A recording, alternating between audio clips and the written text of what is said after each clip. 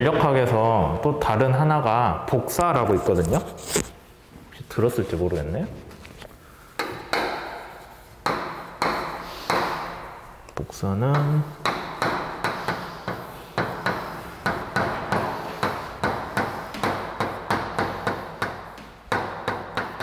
이 식으로 나오거든요. 그래서 얘가 뭐였더라? 에미시비티라고 했나?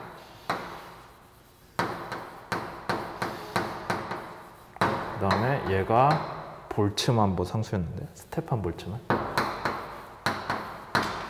뭐 등등 있거든요. 근데 뭐 이거를 자세히 얘기할 건 아니고, 복사라는 거는 복사를 얘기하기 전에 먼저 전도는 내가 고체든 액체든 뭔가 물질을 따라서 이동하는 열에너지예요.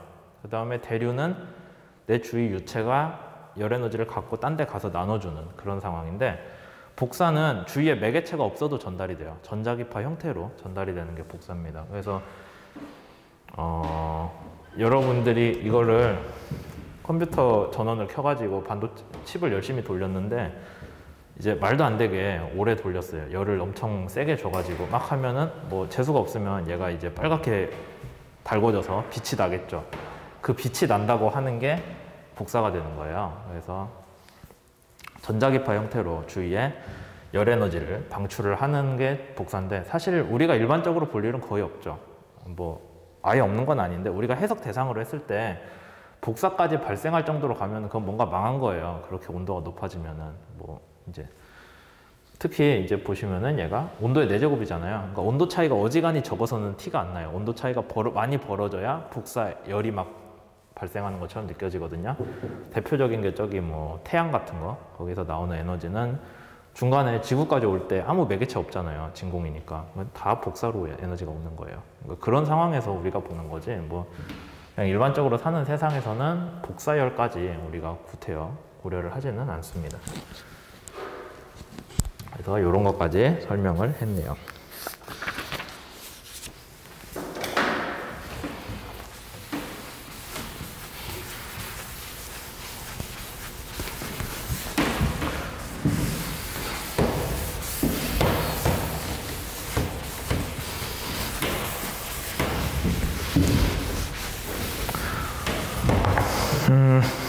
이제 열 전달 관련해서 조금만 더 설명하고 유체역학으로 넘어갈게요.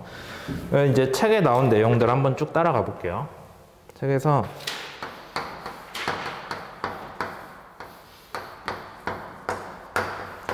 (1차원) 요소에서 t가 x에 따라서 변한다고 할게요. 얘가 x 방향이겠죠. t가 x에 따라서 변하는 어떤 물체에서 어디를 찍든 간에 거기에서 열 전달은 이렇게 이루어지고 있다라는 거예요. 그래서 여기에서 히트 플럭스 F.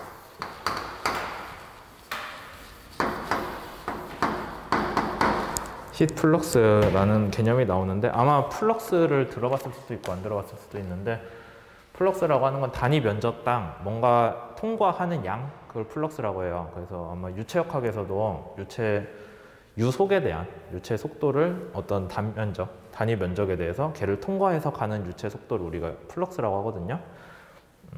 근데 플럭스란 말을 정말 자주 쓰는 게 여기 열역학에서 열 플럭스가 되고, 그 다음에 또 전자기학에서 보면은 자기장 같은 거, 아마 자기장 혹시 다른 수업이나 뭐 물리 때 배웠으면은 자기장도 플럭스 개념으로 접근을 하죠. 그래서 어떤 면적을 통과하는 자기장의 선속이 있다라고 하면은 그것도 플럭스로 설명을 합니다. 그렇게 되고요. 여기에 대해서 식 플럭스의 식은 식 9.4 보시면은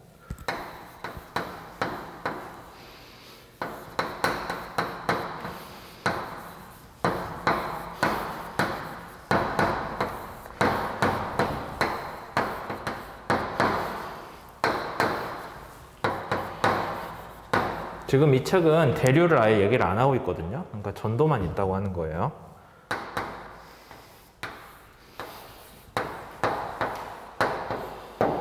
이렇게 나온다라고 되어 있고, 그 다음에 얘가 요거랑 전달 관련이 되어 있으니까 얘가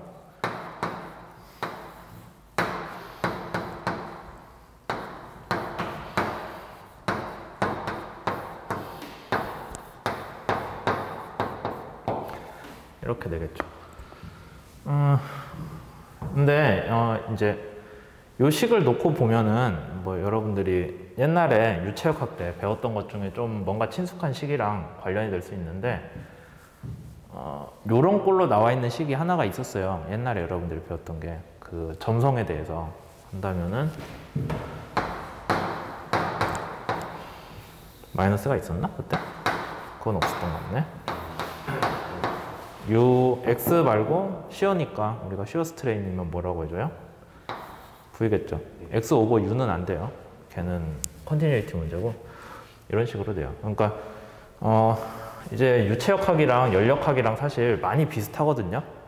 뭐 고체역학이랑 비슷하다는 얘기는 제가 못하겠고 연력학이랑 유체역학이 많이 비슷한 이유가 이거는 우리가 어디서 배웠어요? 점성으로 인해서 주위에 뭐를 전달해주는? 운동량을 전달해주는 관점에서 보자면 식이 이렇게 나오죠. 점성으로 인해서. 얘랑 비슷하죠. 여기서는 열 전도로 인해서 주위에다가 뭔가 운동량을, 열 에너지를 전달해 주는 거예요. 그러니까 여기서는 우리가 관심을 가지는 물리량이 운동량이 되는 거고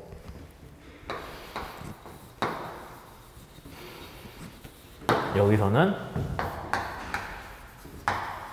상태를 나타내주는 운동량이 온도가 되는 거예요. 열 전달에서는. 온도, 얘는 운동량. 그 다음에 운동량이 뭘로 인해서 변화해요? 여기서는 힘으로 인해서 변화하는 거고 여기서는 온도가 열 아니면 힛 플럭스로 인해서 변화를 하는 거죠. 그러니까 실제로는 그래서 유체역학에 대해서 어느 정도 이해를 하고 있으면은 열 전달에 대해서는 거의 비슷하게 왔다 갔다 할 수 있어요. 다만 대상으로 삼고 있는 물리 현상이 여기서는 운동량, 유체역학에서는 그 다음에 열 전달에서는 온도가 된다라는 게 많이 다른 게 되는 거죠. 어쨌든 그래서 요거를 좀 더 정리를 하면은 X, Y, Z 방향으로 들어오는 힛 플럭스들에 이제 우리가 이렇게 쓰면은 되게 뭐였어요? 어떤 단위 부피를 놔뒀을 때 이 면을 통해서 들어오는 힛 플럭스 들어오고 나가는 힛 플럭스들을 다 식으로 표현하면 이렇게 나왔잖아요. 이거 우리가 뭐라고 불러요? 앞에 델 오퍼레이터 그냥 붙여놓은 거.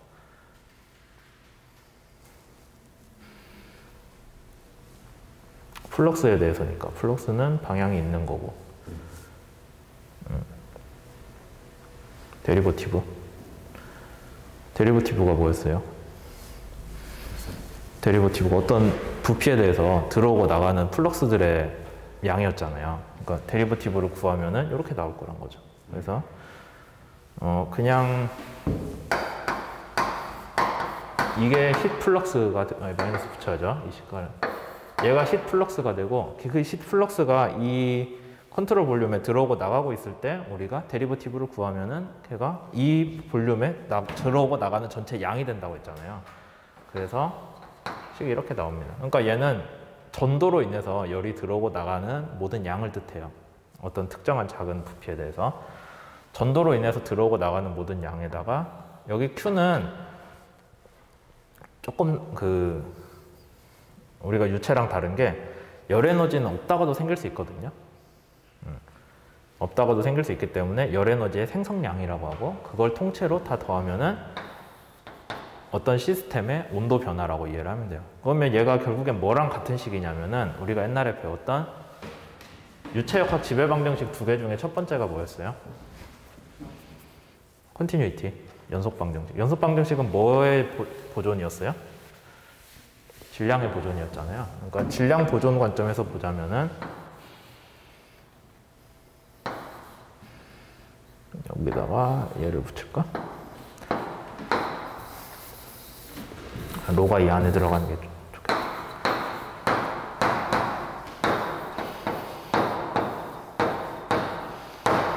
우리 이렇게 배웠어요? 마이너스 하나 붙어야지 여기에. 그래야 얘가 이렇게 가가지고 컨티뉴이티는 0이다. 맞아요 이거? 맞는 것 같은데? 여기 이거 붙어야지. 데리버티브니까. 그래서 질량 보존식으로 보자면은 어떤 컨트롤 볼륨에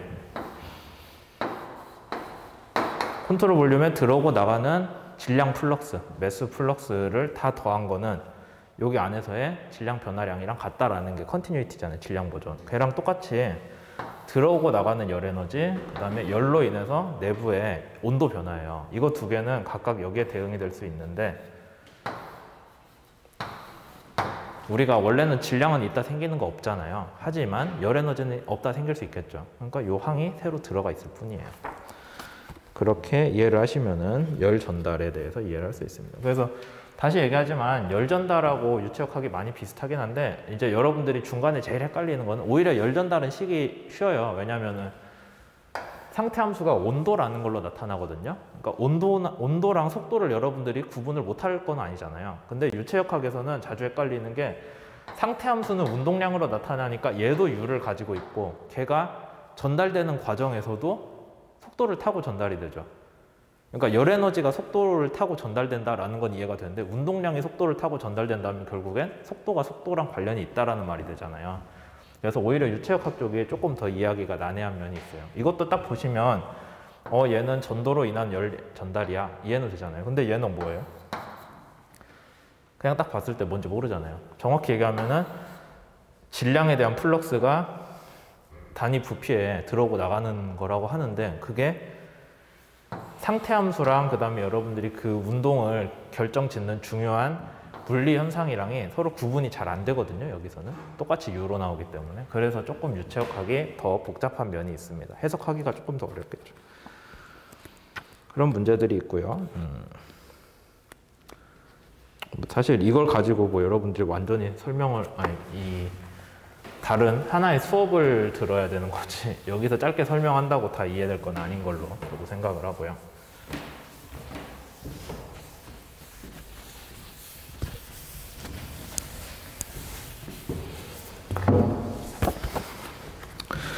그 다음에 열 응력 해석을 얘기를 하겠습니다. 몇 분 됐어요? 자르고 가야 되나? 12분. 자르고 가죠, 그러면. 생각보다 수업이 늘어지는데?